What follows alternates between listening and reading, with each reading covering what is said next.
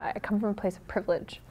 And I come from a place of privilege not because of wealth or high attainment of education or, access to things that most people think of when they think of affluency and privilege. But I come from a place of privilege because I grew up in such a way that I understood my place on this earth as simply a part of that ecosystem. Grandfather, sun, grandmother, moon, father, sky, and the river systems and the air and all the species were a part of who I was, that I was intrinsically linked to them. And then in addition to that, I grew up knowing that there was injustices in the world, that these injustices were happening because of things like greed, because of things like that disconnection, that certain people, they lost that connection to those places. They didn't know that they were connected anymore to those places. It's like, well, how can you not know that you need to eat food? Like, when I got older and realizing that people didn't know where their food came from was like, whoa. Like, it's as simple as understanding where your food comes from. It's a privilege nowadays. We have so many people that don't understand these basic things. My family was forcibly removed from our trap line in 1979, a month before I was born, by gunpoint for uranium mining. And that is my start into the world. They come there, they literally completely turn it into an ecological and environmental desert.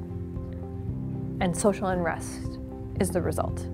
Starvation, poor access to water, no access to social services like health, education, and basic human rights. And no one's taking responsibility for it, but it's the greed and this desire to consume, and we're consuming ourselves by consuming other people either through slavery or colonization or assimilation. We're trying to consume them into ourselves to gain their power. This year, there were people that have put fish nets out every year to make dry fish. This is still a practice to this date, and they were not able to procure any of the white fish in our region because of climate change. And so when I think of a healthy future, it's not just about climate stabilization, it's about human consciousness stabilization, and that we have to get back to that place of reconnecting as a species to this planet and where we come from and who we are, so that we don't continue those cycles of oppression, continue those cycles of abuse.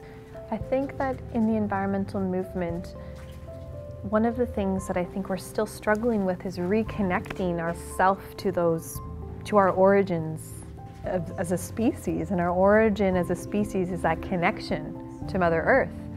And so it's a framework of justice for the planet and justice for ourselves. And it's about dismantling the systems of oppression. I don't know where or when it happened in the evolution of humanity. Humanity likes to pride itself on being modern and advanced and civilized. But in this process of developed modernity and civilization, what we've done is we've created these systems of inequality and muting of voices. And particularly patriarchy, which is one of the foundations, in my opinion, of colonization, as one of the pinnacle things that's held up colonization, has really oppressed women. And through colonization is this attempted civilization. And in that civilization, there's this forced introduction of patriarchy. But historically, a lot of Indigenous communities were matrilineal. And as we see this rise and this resurgence of indigeneity across the planet, we're actually seeing a rise and a resurgence of femininity and matriarchal societies and women leading the way. And in almost every Indigenous culture, the earth is feminine. And it's the earth that is crying out for help. And who is it that is rising to the top? It is the women. It is the women that are saying enough is enough. Yeah. And it's because I think it's that feminine nature of the planet, this life giver, as women are life givers, that is calling on the women to take back that role and to stand up in front, to allow our future generations, our life to continue.